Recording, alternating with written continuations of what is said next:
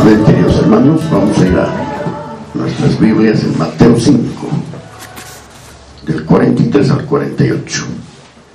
El tema, amar a los enemigos. Esta es la segunda parte, pero vamos a leer otra vez la porción de la otra semana. Mateo 5, 43 al 48.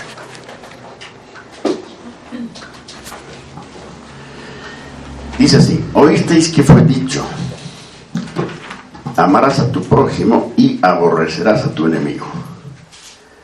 Pero yo os digo, amad a vuestros enemigos, bendecid a los que os maldicen, haced bien a los que os aborrecen, y orad por los que os ultrajan y os persiguen, para que seáis hijos de vuestro Padre que está en los cielos, que hace salir su sol sobre malos y buenos, y que hace llover sobre justos e injustos.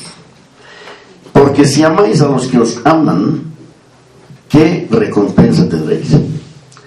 ¿No hacen también lo mismo los publicanos?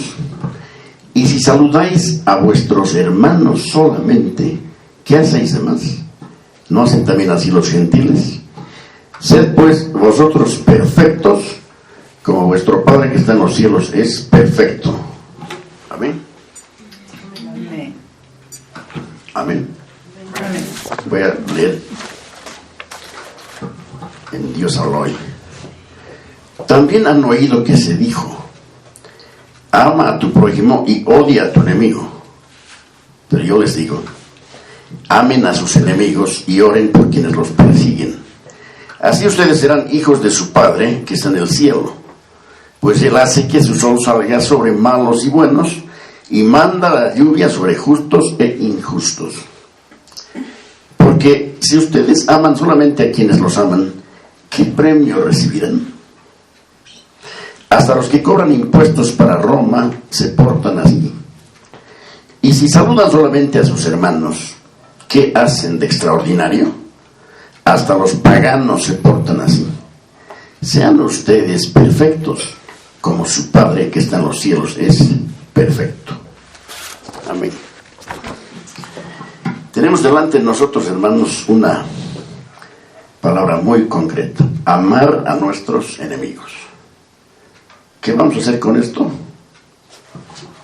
Tenemos que tomar una buena determinación. Seguir al Señor, considerar esta palabra o dejarla pasar. No sé si hay otra tercera opción. O la consideramos seriamente o la dejamos pasar. Y así con toda la palabra de Dios, ¿no? Con toda la Escritura. Alguien le pregunta a una persona, ¿qué fue de los que te persiguieron injustamente? El otro responde, pues no los odio. Qué bueno, le dice el otro, pero no es suficiente. ¿Los amas? ¿Oras por ellos? ¿Les darías de comer si tuvieran hambre? Esas son las preguntas, porque la primera parte de este sermón es, no resistas al adversario. Pero ahora el Señor nos dice, debes amarlos. A los enemigos se los ama. ¿Qué les parece, hermanos? Muy claro, muy concreto. El amor de Dios no discrimina, como enseñaron aquellos falsos maestros. Su resumen era, ama a los judíos y odia a los gentiles. ¿Qué les parece? Y hemos visto que eso no estaba en la Escritura. Pero han podido basar esta enseñanza en algunos escritos, repasando algo de la anterior semana, por ejemplo, Deuteronomio 20, 16 al 18, que en resumen dice, destruyan del todo al Heveo, Amorreo, Cananeo, etc. Destruyanlos. La orden de Dios será, destruyanlos. Para que no les enseñen a ustedes a hacer según sus abominaciones, pecando contra Jehová. La razón es concreta, destruyanlos, porque de otro modo los van a contaminar y los van a terminar ustedes imitándolos. Y eso hay que evitarlos. Por ejemplo, en Deuteronomio 25, 17 al 18, también vimos una razón muy concreta por el juicio de Dios. Dice así, Deuteronomio 25, 17 al 18. Acuérdate, le dice el Señor a su pueblo, de lo que hizo Amalek contigo en el camino. Amalek es un enemigo soberbio, tipo de la carne del hombre. Cuando salías de Egipto, de cómo te salió el encuentro en el camino y te desbarató la retaguardia de todos los débiles que iban detrás de ti, cuando tú estabas cansado y trabajado, y no tuvo ningún temor de Dios. Ese es un atrevimiento muy grueso del enemigo de Dios, de ir por detrás al pueblo para destruirlo, al pueblo de Dios. Entonces Dios dice: acuérdate lo que hizo y exterminio total, destruye a Amalek y todo lo que tiene. ¿Se acuerdan? Ahora hay un caso, lo veremos una vez más, Números 35. Este es muy interesante, Números 35, 26 al 28. Aquí el Señor habla de que si alguien mata a una persona, el pariente de la víctima puede matar al asesino. Pero miren los términos. Números 35, 26 al 28. Mas si el homicida saliere fuera de los límites de su ciudad de refugio, en la cual se refugió, y el vengador de la sangre le hallare fuera del límite de la ciudad de su refugio, y el vengador de la sangre matare al homicida, no se le culpará por ello. Ley de Dios. Pero en su ciudad de refugio deberá aquel permanecer hasta que muera el sumo sacerdote. Y después que haya muerto el sumo sacerdote, el homicida volverá a la tierra de su posesión. ¿Entienden? Es la ley. Tenemos que leer la ley cómo era en aquel tiempo. Hay que conocer. Bueno, los maestros falsos, escribas y fariseos, enseñaban seguramente en base a este tipo de escrituras. ¿Ok? Muy bien. El principio guía de nuestro Dios no solamente es no tomar represalias, sino amarlos positivamente. Cuando el Señor nos manda amar al prójimo, esto incluye, a no olvidarlo, al enemigo. Porque qué fácil es amar a quienes nos aman, ¿sí o no? Qué fácil. El Señor ha dicho: ¿qué recompensa tendréis si aman a los que les aman? Así hacen también los publicanos o los paganos, o sea, los que no tienen a Dios, ¿no?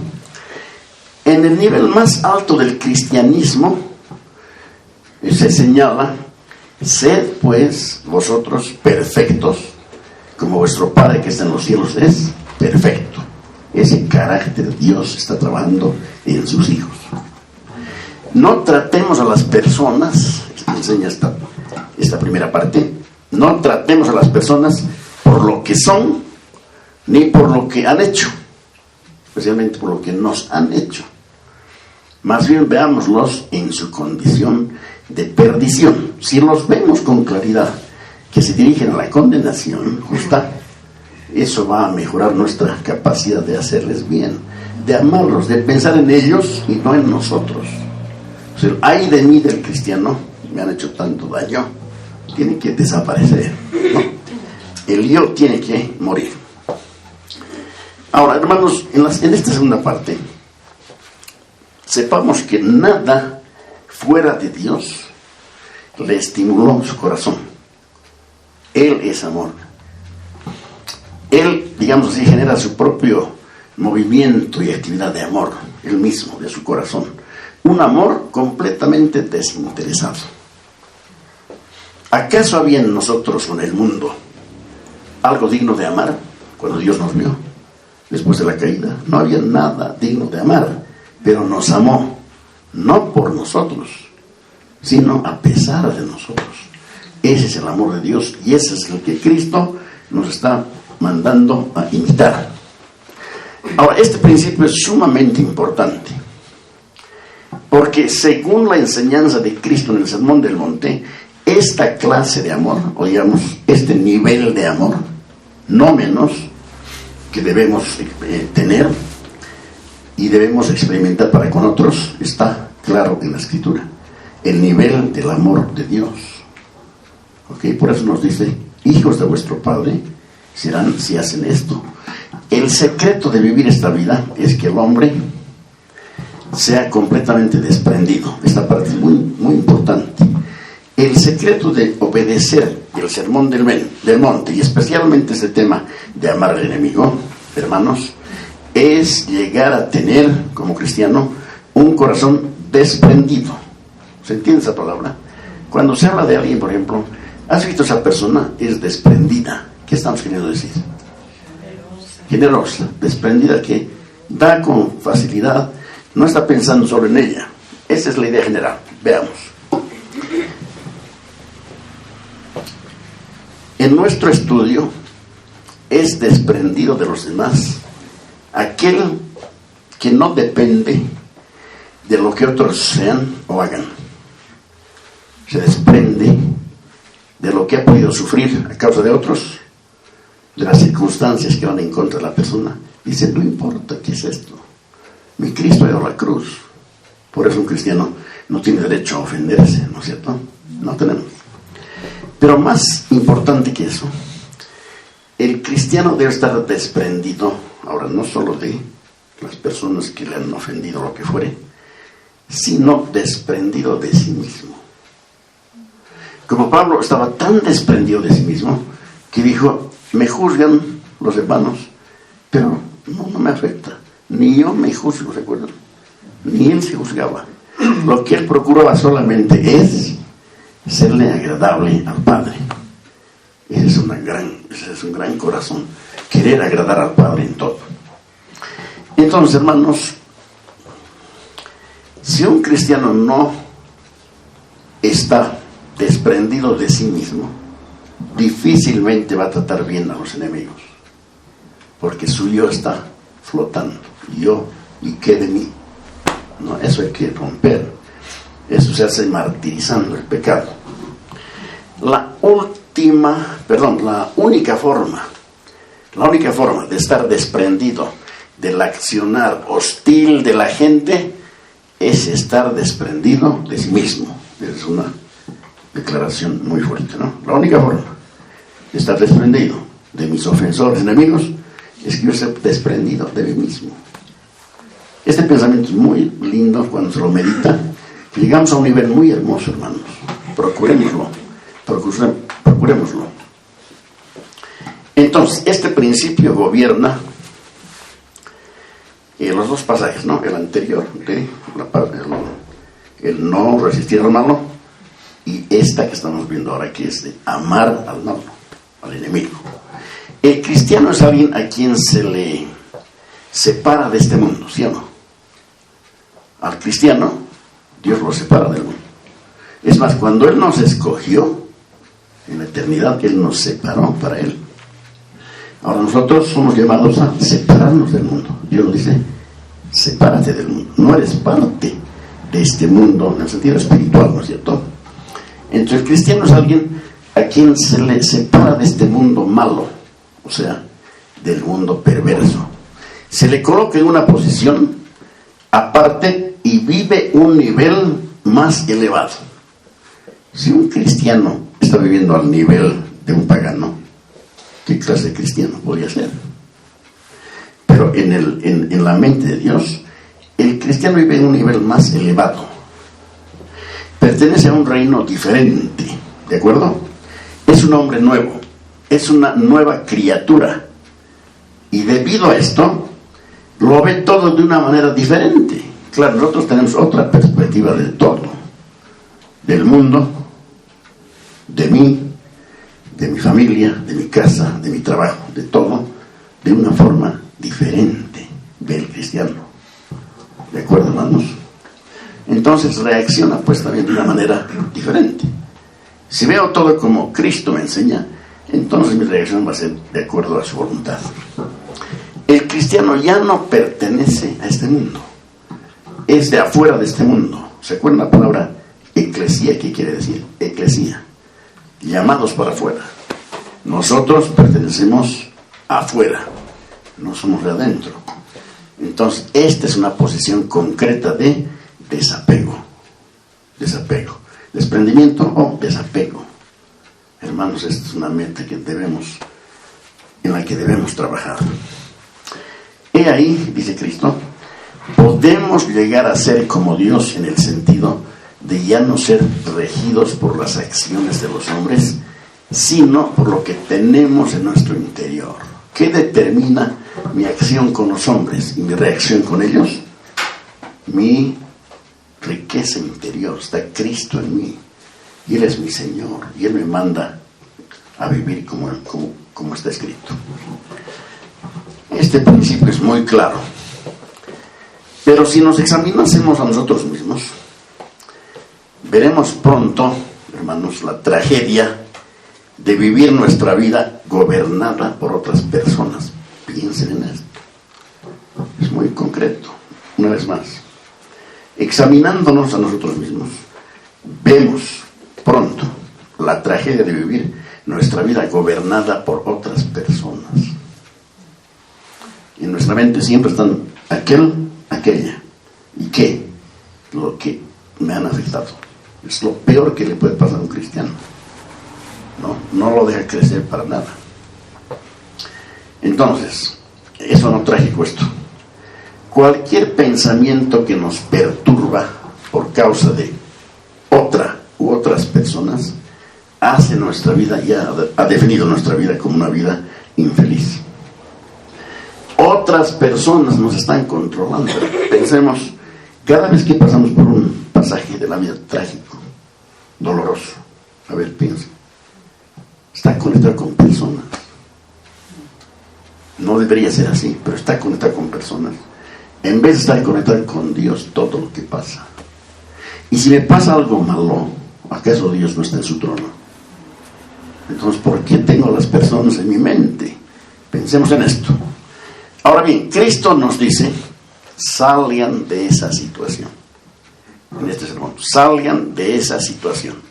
El amor de ustedes será tal que ya no sean gobernados por otras personas, sino por el principio que está dentro de ustedes, que es el nuevo principio del amor. Nuevo mandamiento os doy. Nuevo mandamiento os doy. Solo andando en este principio veremos a los demás de un modo diferente. Qué bueno es ver a un ofensor de la manera en que Cristo vio a sus ofensores. ¿Cómo los vio, hermanos? ¿Y qué hizo por ellos? Esa es la idea. Dios mira claramente al mundo en pecado y miseria, ¿sí o no? Y ve obviamente la actividad de Satanás. Él ve eso en el mundo, claramente. Pero hay un sentido en que ve al hombre injusto de un modo diferente. Al hombre injusto lo mira de una forma diferente. Se preocupa por él. El hombre piensa, Dios piensa en el hombre, ¿sí o no? Dios piensa en el hombre todo el tiempo, es su creación más alta. Dios piensa en el hombre, tiene misericordia del hombre, y por eso bendice a unos y otros con el sol y la lluvia y todo lo demás. ¿Han notado qué lindo es el carácter de Dios? A un agricultor pagano lo bendice con sol y lluvia y lo demás, y a su hijo, al cristiano, también. No hace diferencia. Ese es el corazón de Dios. Entonces nosotros debemos aprender a hacer esto que Dios hace, mirando a la gente que está gobernada básicamente por el Dios de este mundo, ¿sí o no? Cualquier no creyente en Cristo, hermanos, está siendo gobernado por el Dios de este mundo. Así, no hay otra alternativa. Dios, entonces, es fiel y amoroso con sus criaturas. ¿Ok? Nosotros debemos imitarle. Hagamos todo lo posible para que esa gente que sabemos que cuando pasa por mi vereda está yendo al infierno, yo tengo que hacer algo para salvarlo, lo mejor que pueda. Hermanos, aquí no se puede mirar al tema de elección y predestinación. Yo tengo que hacer lo más que pueda para salvar a esa persona. El salvar en el sentido dependiendo de Cristo, obviamente, ¿no? Como dijo Pablo, en la medida de que pueda salvar a los más posibles, hablando a los gentiles. Entonces, ¿cómo lo vamos a hacer? Predicando pues el Evangelio y supliendo sus necesidades en la medida de lo posible. ¿De acuerdo? ¿Cómo vemos a un vecino que no tiene a Cristo? Si lo vemos como cualquier persona, algo está mal, pues. Ya tenemos que ver, a ver, esta persona, le compro pan todos los días. ¿Es creyente en Dios? No, entonces está en camino a condenación. Esa es la mirada del cristiano. Y Dios es así, y Dios ve las cosas en esta manera. Muy bien.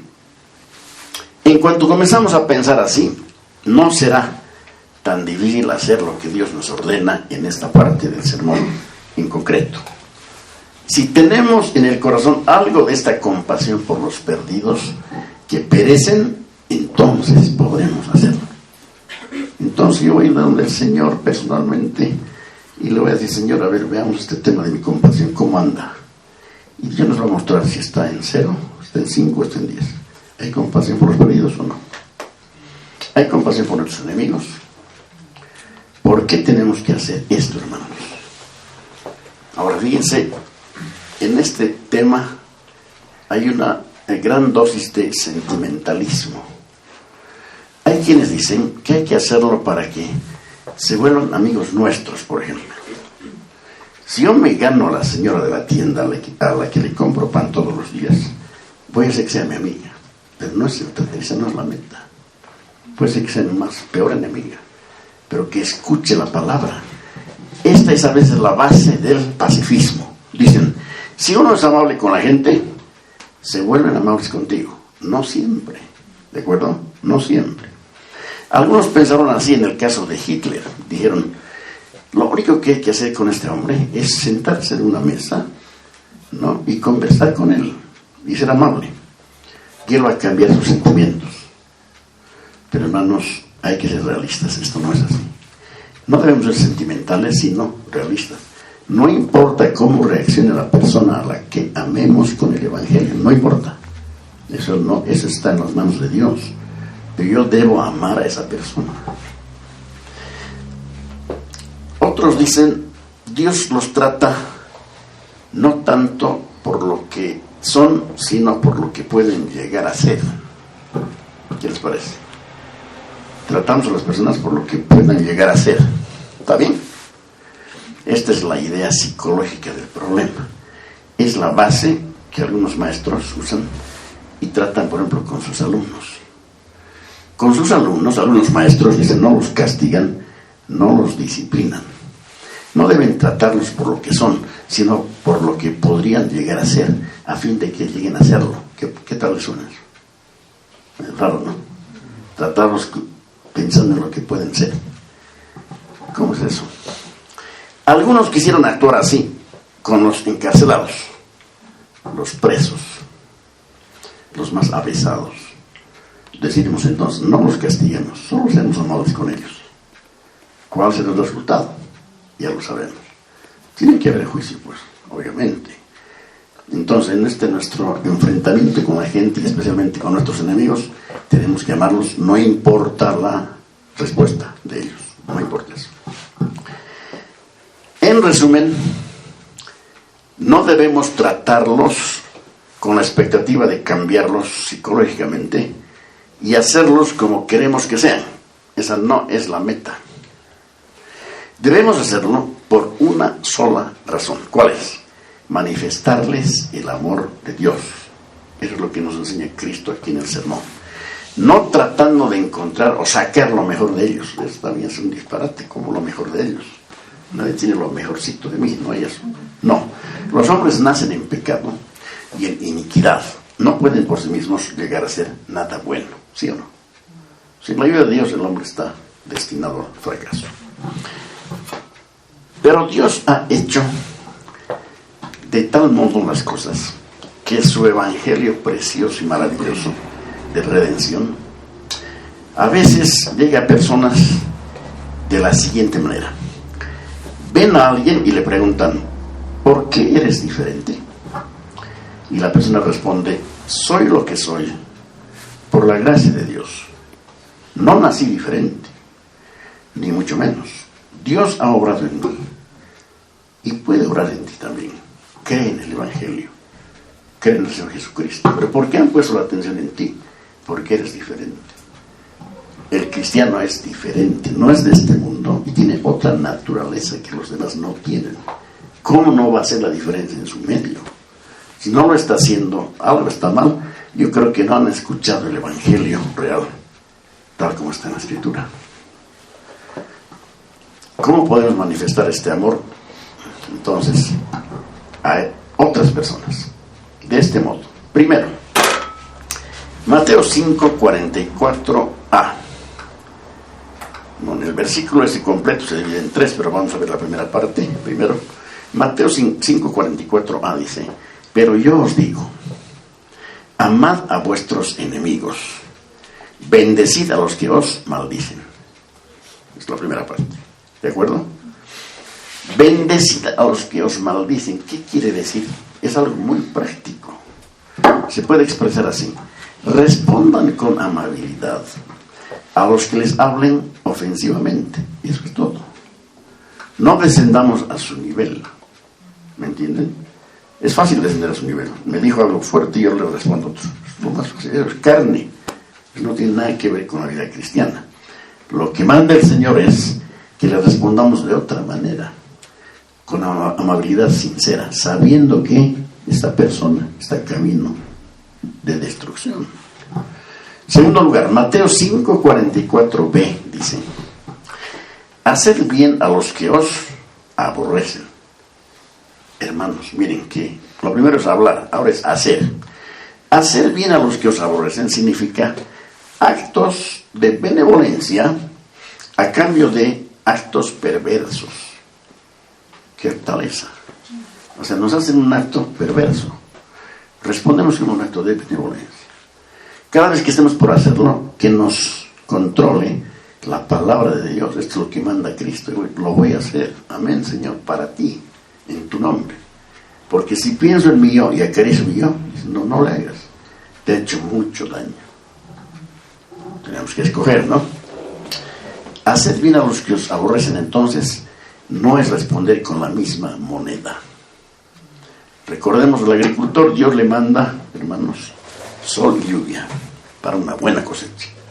A un agricultor que le desafía con su puño hacia el cielo o maldice su nombre, Dios le da una buena cosecha. Finalmente, Mateo 5:44c dice: esto es tremendo. Y orad por los que os ultrajan y os persiguen. ¿Eso más? Claro que sí. ¿Qué decimos? Sí, Señor, con mucho gusto. Si alguien nos persigue con furia, oremos por ella. Por ejemplo, creo que la otra vez vimos el ejemplo de que cuando la Iglesia de Cristo se entera de que en cierto país está habiendo una persecución horrenda, tendemos a orar por la Iglesia en aquel lugar. No está mal, pero la primera respuesta es orar pues por los perseguidores, ¿o no? Orar por ellos, amar a ellos, porque lo que están haciendo, esto también hay que ver, es por la obra de Satanás en sus vidas. Por eso están obrando así. Están gobernados por un poder satánico. Si alguien nos persigue con furia, oremos por esa persona. En lugar de mostrarnos amargados y reaccionar en función de mi yo ha sido muy herido y quiero cobrar lo que me han hecho, debemos recordar que en todo lo que hacemos estamos delante de Dios. Luego debemos decir: bien, ¿por qué esa persona actuó así? ¿Por qué? Es por esa naturaleza de pecado la cual la está conduciendo a la condenación. Meditemos en esto, démosle vueltas, quiere decir, en este pensamiento, con este pensamiento, hasta que entendamos, hermanos, que está yendo a condenación y sintamos tanta compasión por ellos que no nos quede tiempo para sentir pena por nosotros mismos y comencemos realmente a orar por ellos. ¿Puede tomarnos años? Claro, puede tomarnos años, no importa eso. Dios está en su trono. Pero esta es la forma en que nosotros mismos debemos probarnos. ¿Podemos identificar a algunos enemigos ya? Yo creo que sí, ¿no? Hay unos enemigos por ahí, afuera. ¿Qué actitud estamos tomando?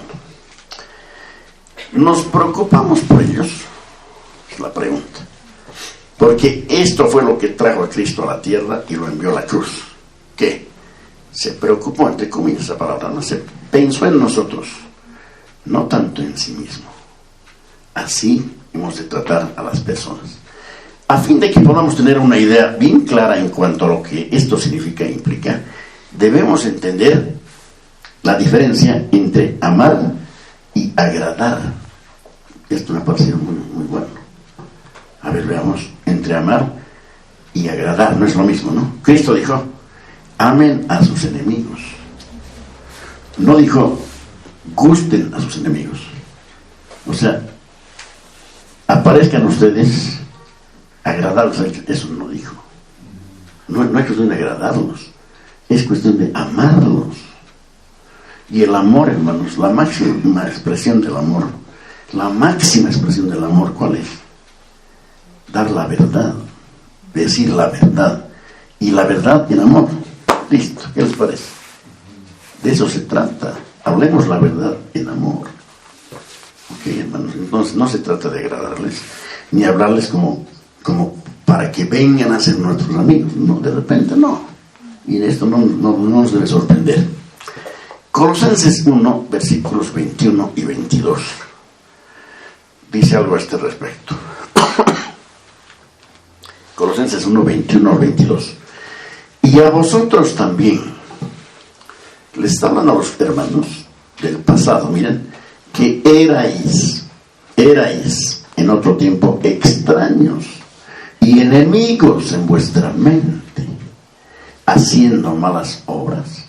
Ahora os ha reconciliado en su cuerpo de carne por medio de la muerte.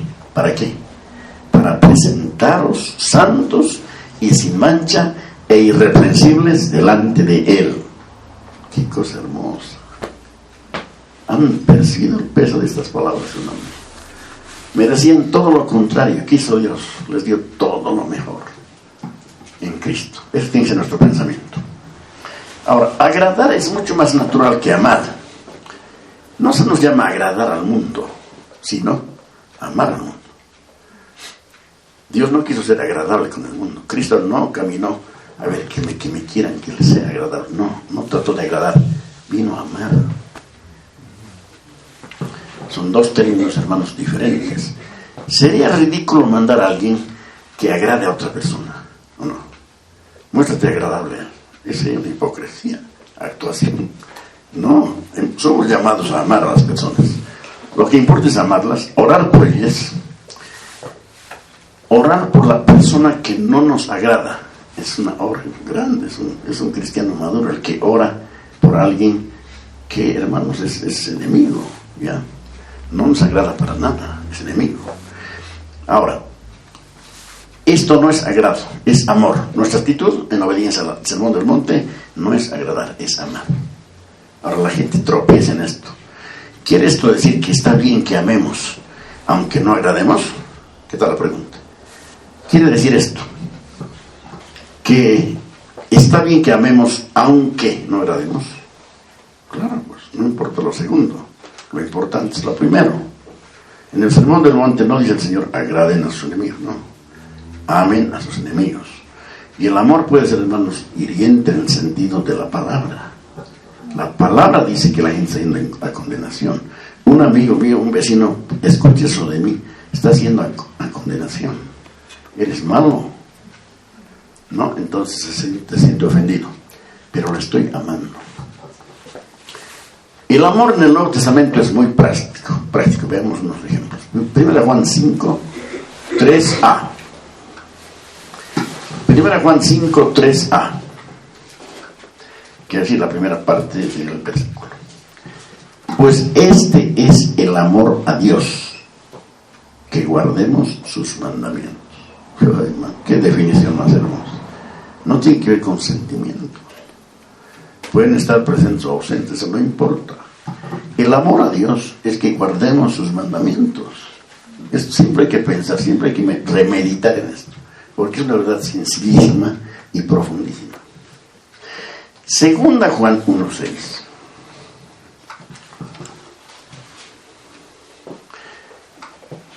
Y este es el amor, que andemos según sus mandamientos. Este es el amor a Dios, ¿no?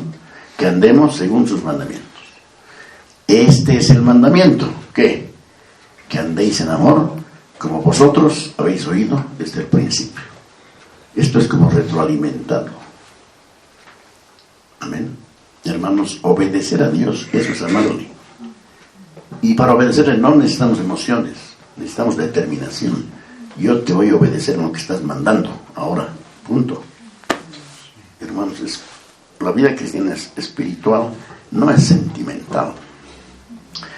Si por consiguiente descubrimos que algunas personas no nos agradan, no debemos preocuparnos, en tanto que las tratemos como si nos agradaran. Interesante se ha dicho, ¿no? ¿Han entendido?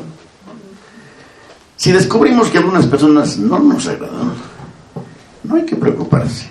Mientras tanto, en vez de eso, que las tratemos como si nos agradaran, ¿no? Como se hace normalmente. Esa persona, ¿has visto? Tan amable.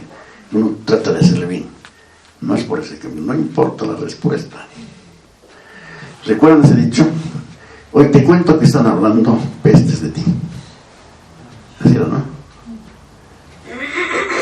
Pero no te preocupes, le dice. Eres peor que eso. Hablo por ahí. Es que ofenderse, hermanos, es una tontería. Cristo fue a la cruz y no abrió su boca. No se quejó, nos amó, oró por nosotros. Si descubrimos entonces esto, y lo vamos a hacer a menudo, gente desagradable, amemos simplemente.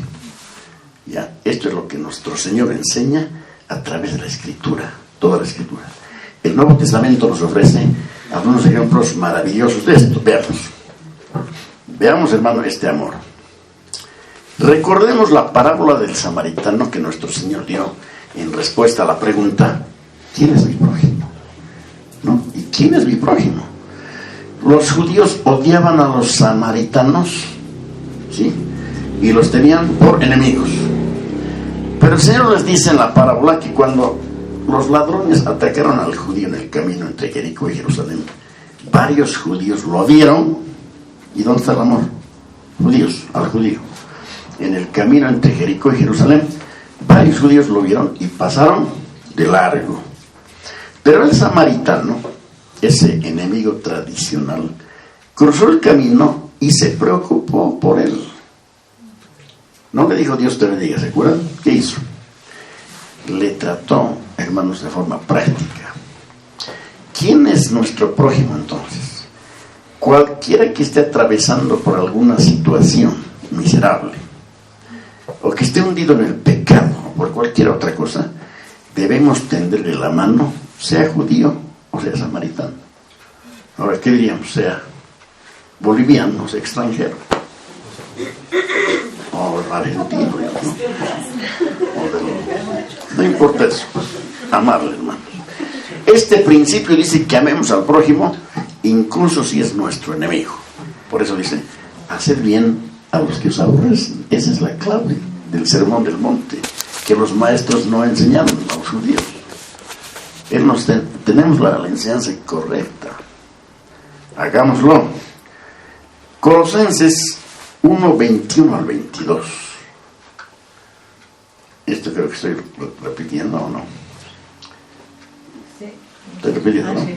Ya, eso no vamos a leer. Vemos a Jesús moribundo en la cruz y que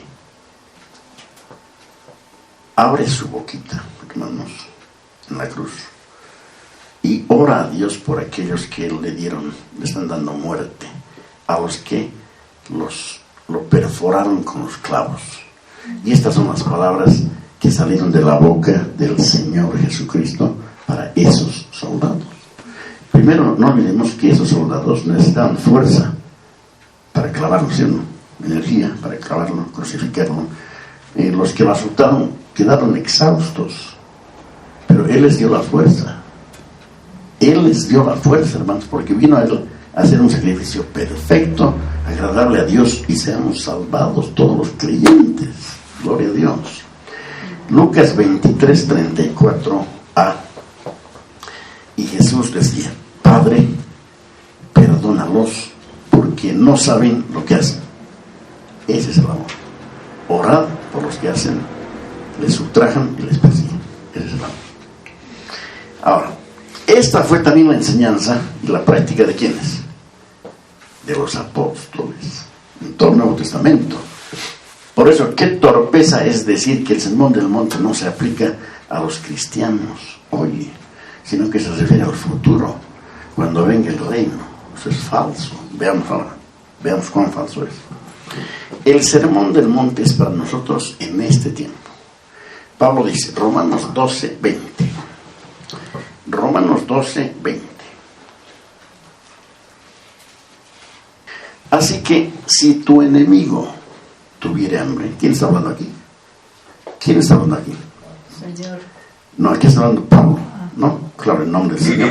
Así que si tu enemigo tuviera hambre, dale de comer. Si Pablo hubiera pensado que el sermón del monte era para el milenio, o lo que fuere, no hubiera dicho esto, pues. Si tuviera sed, dale de beber. Pues haciendo esto, ascuas de fuego amontonarás sobre su cabeza. Escuchen en esta paráfrasis que os hablo hoy. Y también, si tu enemigo tiene hambre, dale de comer. Y si tiene sed, dale de beber. Así harás que le arda la cara de vergüenza. Eso es que hacer ascuas de fuego. Porque claro, es una incomodidad para él. Es un golpe muy serio. Es un golpe mayor que el golpe de la venganza.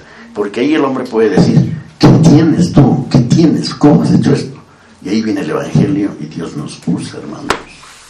Pero obedezcamos esto, por favor. La enseñanza de Pablo y los otros apóstoles es la enseñanza de Cristo. No, ni más ni menos. En todas partes es la misma. Y los apóstoles la enseñaron y la vivieron como ejemplo para nosotros. Rememoremos a nuestro precioso hermano Esteban, en el primer siglo, a quien lapidaron hasta la muerte. Enemigos salvajes y fieros lo mataron a pedradas, ¿sí o no? Una muerte lenta debe ser terrible, pero Dios está en su trono. Pero estas fueron sus últimas palabras. Hechos 7:60.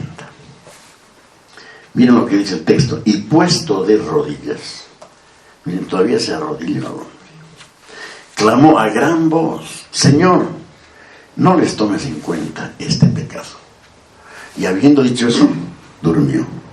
Miren las últimas palabras, no les tomes en cuenta este pecado. Yo creo que todos esos que le flagelaron fueron salvados. La oración como la de Cristo. ¿De quién fue imitador Esteban? Del Señor en la cruz.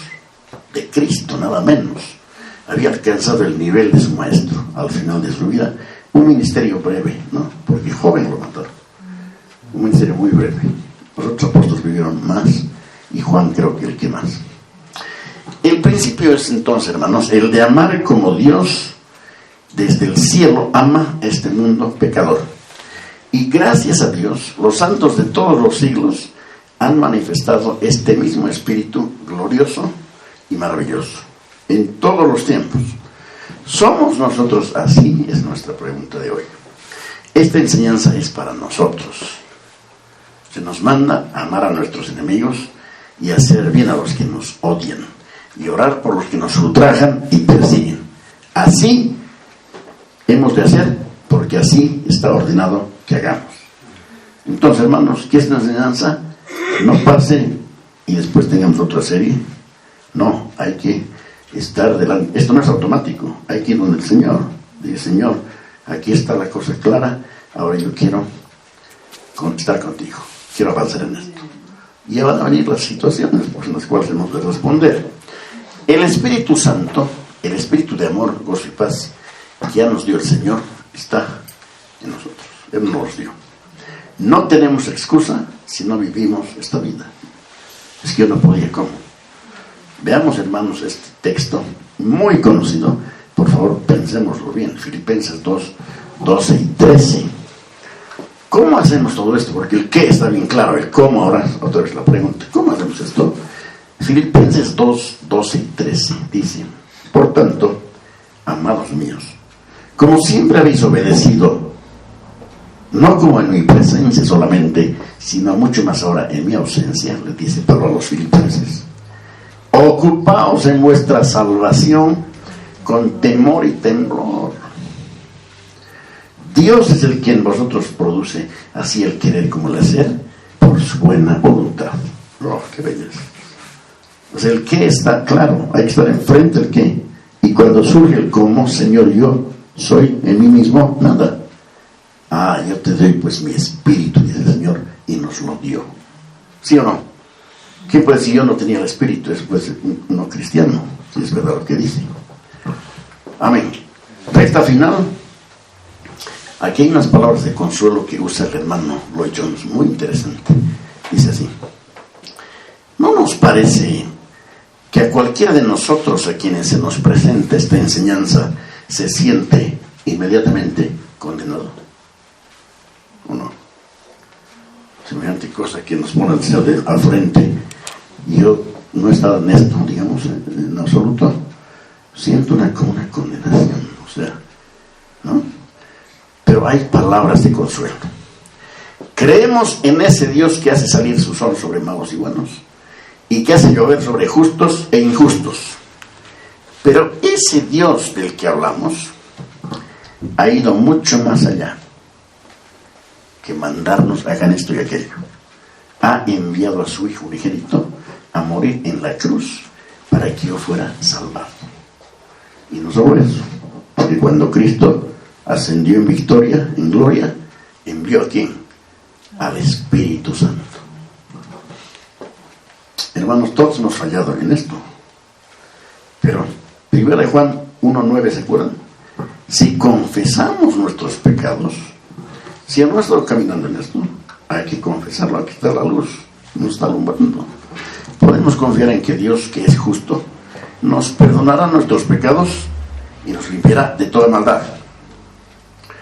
No hemos de creer que no somos cristianos si no hemos vivido esta clase de vida a la perfección, porque creo que nadie lo va a vivir a la perfección, pero todo cristiano debe estar envuelto en esto, naturalmente.